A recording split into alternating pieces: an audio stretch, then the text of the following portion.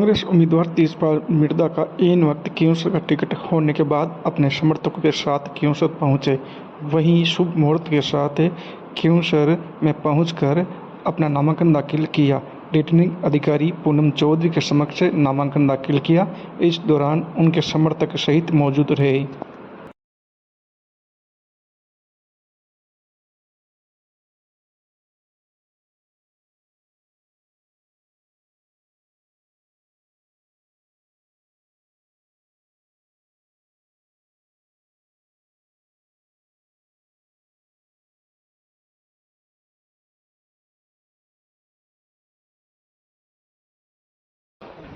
मैं स्थान को भरने के लिए अभ्यर्थी के रूप में नाम निर्देशित हुआ हूँ। ईश्वर की शपथ लेता हूँ, सत्य निष्ठा प्रतिज्ञा करता हूँ कि मैं विधि द्वारा यथा स्थापित भारत के संविधान के प्रति सच्ची श्रद्धा और निष्ठा रखूंगा और भारत की संप्रभुता और अखंडता को अक्षुण्ण रखूंगा।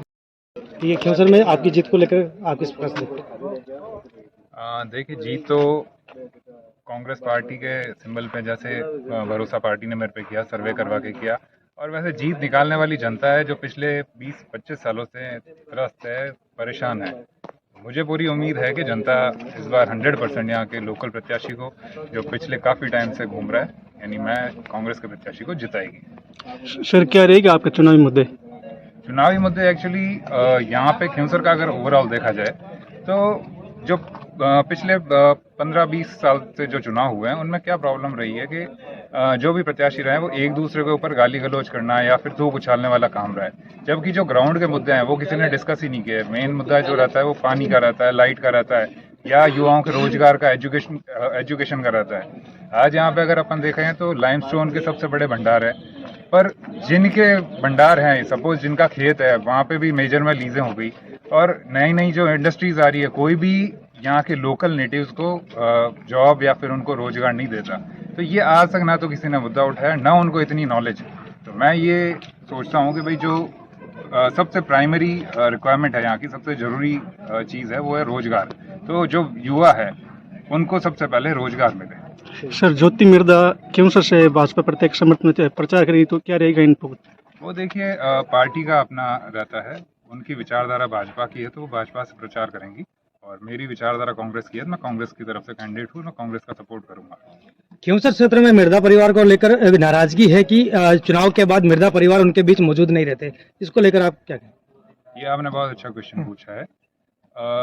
इसके साथ भी मैं ये भी ऐड कर देता हूँ कि भाई इतना टाइम क्यों लगा, तो इसका भी मैं बता देता हूँ कि मिर्दा परिवार को लेके लोगों में ऐसा कोई नाराजगी नहीं है। जो पॉलिटिशियंस है वो ये इस चीज़ का मुद्दा बनाते हैं। बाकी अगर आप मेरा देखें तो पिछले 7 साल हो गए मेरे को, 7.5 साल। मैं 2015 में एक्टिव पॉलिटिक्स में आया था, जिसके अंदर मैं निर्दलीय चेयरमैन बना था, और कंटिन्यू मैं क्यूंसर और कुचेरा और नियर बाय जो भी कॉन्स्टिट्यूंसीज है उनके टच में हूँ। उसके बाद में जनता ने 25 में से 23 सीटें दी, 22 सीटें। तो उससे आप देख सकते हैं कि भाई जो लोगों का प्यार है वो बढ़ता जा रहा है, कम कभी नहीं हुआ है। प्रदेश में किसकी सरकार बनेगी? ऑब्वियसली कांग्रेस की सरकार बनेगी। जो इतनी योजनाएं हैं उनसे आपको लगता नहीं है कहीं, मतलब इसमें किंतु परंतु ही नहीं है। आज की तारीख में अगर ओवरऑल देखा जाए तो 120 सीटें प्लस कांग्रेस बनने वाली है।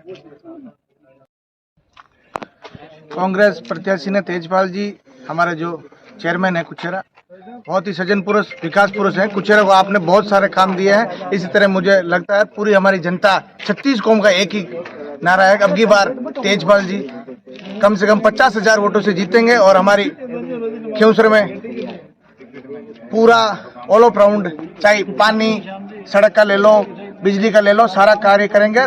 चेयरमैन श्रीमान तेजपाल जी क्यूंसर की जनता का भला करेंगे और विधानसभा में तेजपाल जी को हम सब लोग पहुंचाएंगे। 36 कौम ने एक मानस बना लिया, क्यूंसर में परिवर्तन करेंगे, और परिवर्तन की लड़ाई में तेजपाल जी कहीं न कहीं सोनिया जी के और राहुल गांधी जी के हाथ मजबूत करेंगे। और आने वाले, मैं आपको बताऊं, मिर्दा फैमिली में हमारे रिचपाल सिंह जी मिर्दा साहब, विजयपाल जी और उन्हीं की तरह हमारे भाई साहब तेजपाल जी 50,000 वोटों से जीतेंगे, और क्यूंसर को एक राजस्थान की विधानसभा में पहुंचने में इनका बहुत बड़ा योगदान रहेगा। मैं सभी 36 कौम से अपील करता हूं कि आप कांग्रेस पार्टी को मजबूत करें और तेजपाल जी के हाथ मजबूत करें। बस अपन देखते आ रहे हैं, आरएलपी पार्टी जीतती आ रही है। एक्चुअली हुआ ऐसा कि 15 सालों के अंदर हनुमान जी ने ये पूछे कि आपने क्यूंसर के लिए क्या किया, जो ट्रॉमा सेंटर हुआ है वो भी कांग्रेस कार्यकाल में हुआ है और वो भी मिर्जा फैमिली की देन है, विजयपाल जी मिर्जा की। और जो जल जीवन मिशन योजना है वो योजना अभी लागू नहीं हुई है, उससे पहले लागू हो रखी है।